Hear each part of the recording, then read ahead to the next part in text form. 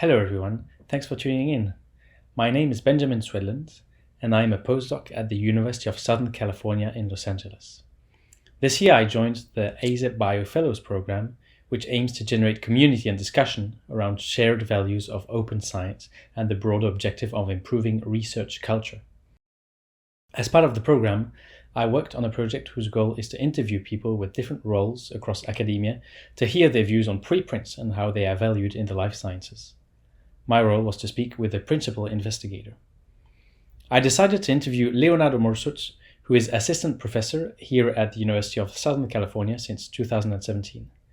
He's quite well known in the field of synthetic biology for his postdoctoral work at UCSF, where he engineered and characterized synthetic Notch receptors, a new tool with broad implications for tissue engineering and cell therapies. Coincidentally, Leonardo is also my PI. And when I was looking for a postdoc, research and publishing culture was a top criteria in selecting a lab, so I'm particularly glad that he agreed to share his thoughts on preprints and how they're viewed in our field. Let's dive in. It's great to have you here, Leonardo. Thank you for accepting to do the interview. Thank you, Ben, for inviting me. Should I mention that you are my PI and I am a postdoc in your lab? And I guess the first question is, because I know that so far all the research that has been done in our lab, you always post them first as preprints on bioRxiv. So I was wondering what motivates you to do this, to post everything as preprints? Yeah. So for the ones who don't know, or don't know, maybe to repeat your introduction, I've been a PI at USC in the Department of Stem Cell and Regenerative Medicine since 2017, and I'm pre-tenure, so my tenure package is being evaluated as we speak. Yeah, you're right. All our works from the lab have gone through the preprint route. And I didn't even spend too much time thinking about it. It seemed like an obvious, a no-brainer. The first papers, do I remember correctly, they were done during the pandemic. It made sense when we submitted the manuscript to the journal. It was the time where it was started to be rather popular, at least in my social media circles. And so I would see other PIs posting their bioRxiv, and I would say, it's a great way to share the latest works. I went with that. I didn't see any obvious flags or reasons not to. And then the advantages overwhelmingly were obvious. Could you maybe elaborate a little bit on like the advantages? How do you think that posting as preprints has influenced the research process itself, or how you get feedback or the impact of your publications? Yeah, so we post the bioRxiv first, and then we get immediate possibility of sharing it with the community, and then people will give feedback immediately. And then another big reason is we could use it in proposal submissions when we submit for fellowships or for grants. Often there is a section where you talk about preliminary data, and we always put in preliminary data there for the reviewers to see in the proposal. But if you can also point to a bioRxiv, there's just more. Then you can point to a formal data set instead of saying just data not shown or something like that. I swear we did it. So that's a clear advantage for the students and the trainees when they go apply for PhD programs, apply for postdoc position, apply for next phase of career industry. They have a line item in their CV that says bioRxiv instead of in the making, which is always hard to evaluate. Yeah, and then I see conferences. It's a good way to network and to create enthusiasm around our science. So these are some of the first advantages that come to mind. Cool. Thanks for sharing. Yeah, definitely. I can see how it can be very helpful for accelerating the sharing of the research and making it so that the community can get access to it very fast. And speaking of which, because you just mentioned the conferences, is it common in your field or in synthetic biology, mainly in synthetic biology particularly, to post research as preprints? And how is it perceived, would you say, by your peers in general? I would say extremely common. That's sort of the currency that we use at that time. I don't know if it's published, if it's in bioRxiv. I don't even, the differences is blurring a little bit on the papers by other groups. It's handy that you can go in the bioRxiv and then it says, oh, this has been published already, so you can start from the bioRxiv. And if it has been published, then you can click and go in the latest version. There are a couple of groups few groups that don't. It's not 100%, I would say, but it would say 90% maybe. Wow. So it's this is not a number. This is not a peer-reviewed number. It's not even a bioarchivable number. It's just my own. It's quite impressive though that the impression is that 90% of the work is peer reviewed in the field. It's quite good. Then a big part of the difference between a preprint and a peer-reviewed article is peer review, and so then comes the big question of evaluation, scientific evaluation. Do you know if at USC do they have a formal policy to deal with preprints in hiring faculty or in the tenure track, or how do they discriminate preprints versus peer-reviewed articles, or how does it work? So in hiring, I've been on the hiring side of junior faculty, and I don't think there's anything formal in the guidelines. I mean, there is bioarchive and bioarchive. Not all bioarchive are born equal. A good bioarchive, it's usually maybe in a revision somewhere, and then you can see it and you can evaluate, and if it looks good, then it counts. It's strong for hiring junior faculty. I would say it's different from tenure. I've been told to not rely at all on bioarchive when I was writing my tenure package. And so I guess that stage of career is more on the established, accepted, more traditional side. So these are the two sides, I would say. Interesting. So it sounds like it is different, in fact, between the two. Yeah, can make some sense as there's a different stage of career that you're evaluating. I don't know about later. This is from my personal experience. So I don't know other stages or maybe even other departments. I don't know. What about because I know you've been on NIH panels for reviewing grants. Yeah. Trying to remember. Those are, you can cite publications in preprints. It's allowed and usually well evaluated by the reviewers. I would say maybe there is a little bit of a delta there as the revision of a grant. It's usually done a little bit faster than a revision of a junior candidate, for example.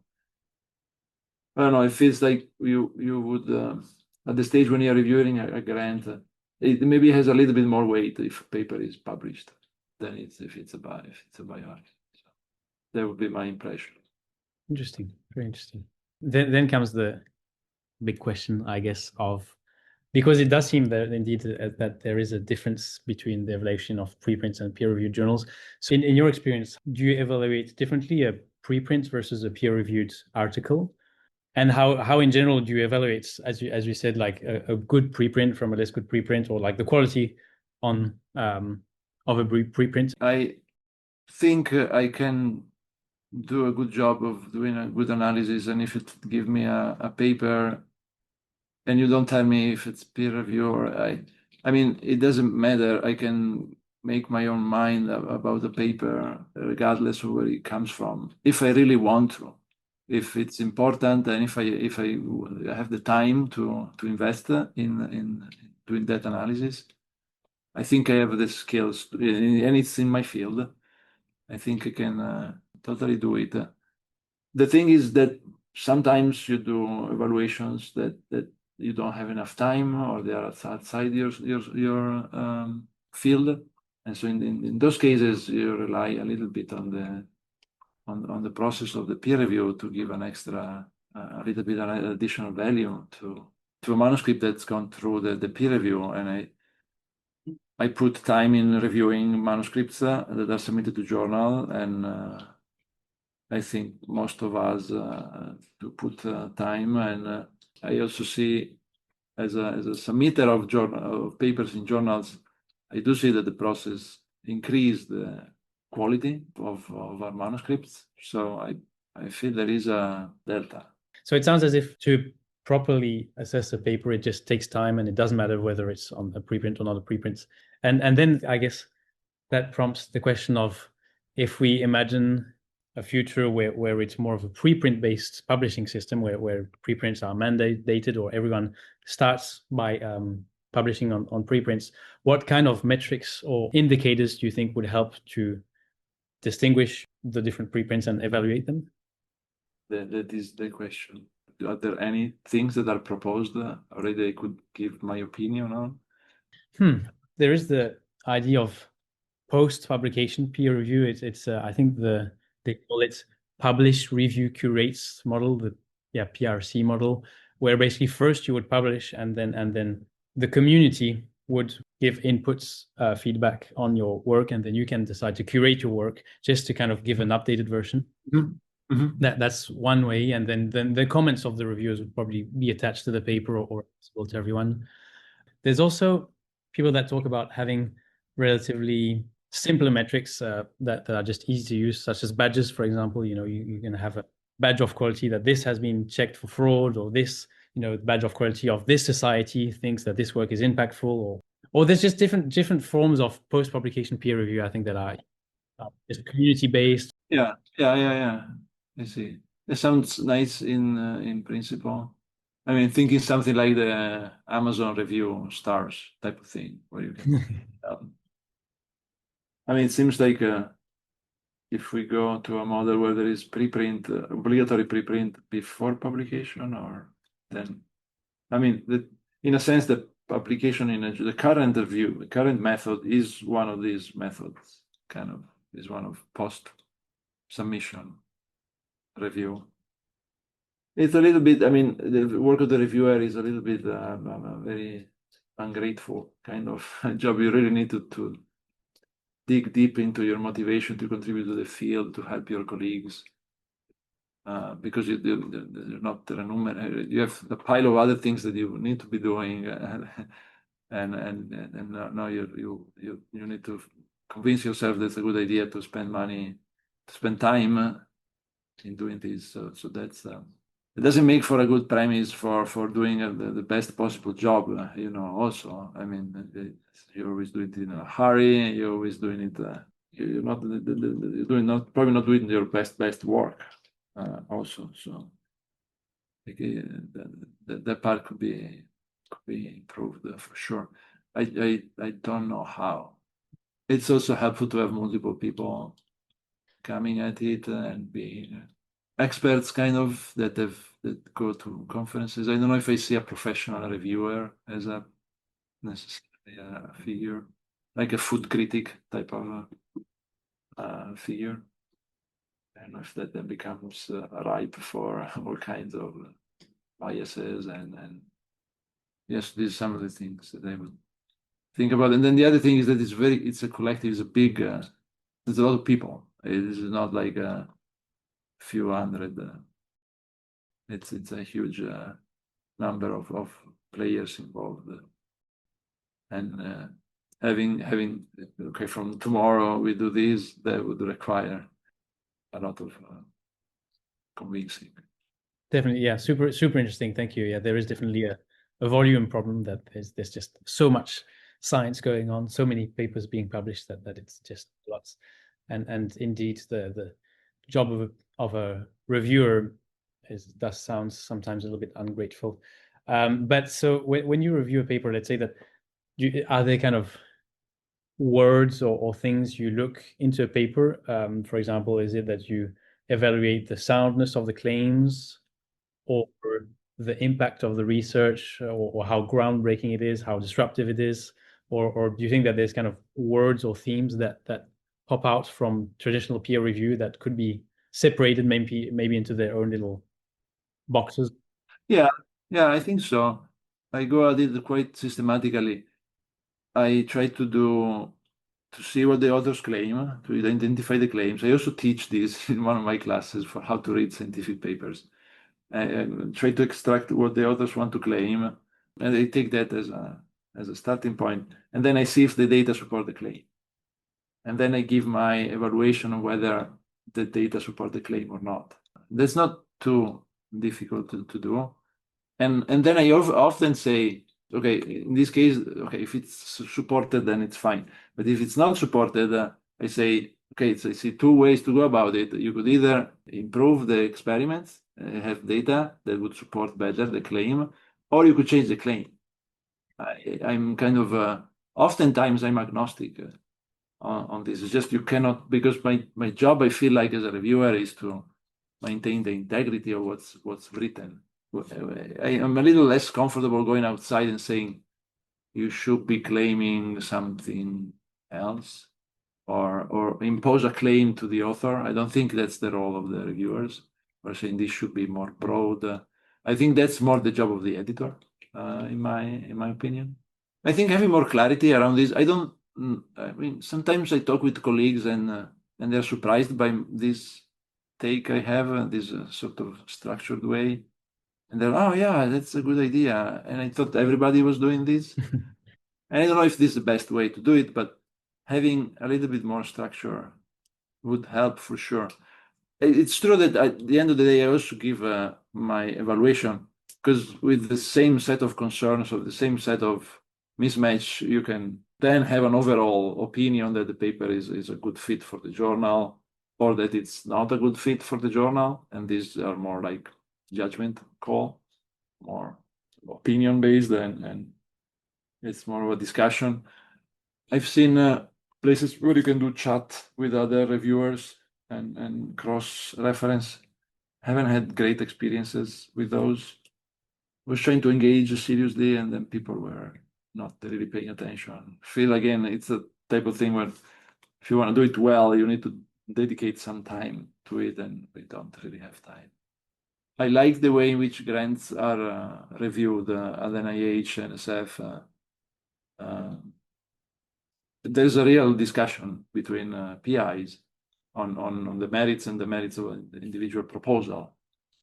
It would be fun if we could do that, a version of that with papers too. Yeah, there you go. That's a very interesting idea for possible futures of publishing. I imagine there's something like that editors do when they meet with their colleagues and they try to argue here and there. Having scientists in there would be potentially better. Of course, then we would have to multiply time for scientists. Thank you for your insights on peer review. Yeah. Then maybe a couple of last questions would be, there are concerns that people raise around publishing findings without peer review, and especially, the credibility and validation, especially now with science sometimes be already being, under attack. How do you think we could address the potential risk of disseminating unreviewed findings, particularly when it's sensitive, like the fields of health and medicine? Yeah, it's a good question. And it's very important, and I haven't thought about it at all to have an opinion. It seems very important, obviously. And I don't know, now that made me think about AI. How are they gonna, the system are they gonna be fed preprints and not distinguish them? Are they gonna distinguish preprints from non-preprints? Yeah, this sounds very complicated. Some of these issues are in common with normal papers, let's say. As a reviewer, I obviously can't replicate the experiments that somebody else has done to see if it's right.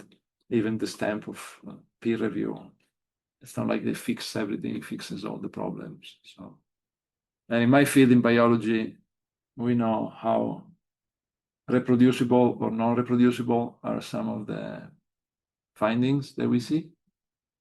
There isn't, we haven't found a great way to communicate all the nuances of that in papers in general, regardless of preprints or non-preprints. I think it's a big problem. I don't know how much of this is a problem that can be solved with the peer review. I haven't looked also, but I haven't seen peer review articles that were clearly false, or more so than regular research. Didn't seem like it's a place where people put their false data sets. It's not how it's used in our community. Yeah, as I said, I don't know. I'd be curious to hear people that don't do bioarchive, what's their main concern. A little bit of a thing that we do, maybe I'll mention quickly, is that we when we have IP protectable data sets or ideas, we have to make sure that we protect it before we submitted the preprint, which would not be the case if we didn't do the preprint. So it would give us a little bit more time if we didn't do the bioarchive to file an invention disclosure. Fine, because the paper, once it's in revision, it's not considered a public disclosure. If it's in revision of the journal, but it is if it is in a bioarchive. So there is this delta. And most of the time, this delta is the reason why you want to do a bioarchive, because you want your article to come out to the public sooner. But not in this case of the IP, you want that's a competing interest. Maybe just one question. It's a short one, I think. Does USC or our department or the faculty have any trainings or discussion around preprints or their evaluation to kind of open the discussion about preprints and preprinting and evaluation of preprints? Would say no. If I trusted my memory 100%, I would say no for sure. Since I don't trust my memory, maybe no, 95%. It's something it comes up. It seems that people have relatively strong opinion, and yeah, we don't discuss. Yeah, and there isn't like a departmental policy that we all agreed it's a good idea to just all do it or all non do it. There is nothing like that. It's left to the initiative of the individual lab. Okay, I think we've covered it all.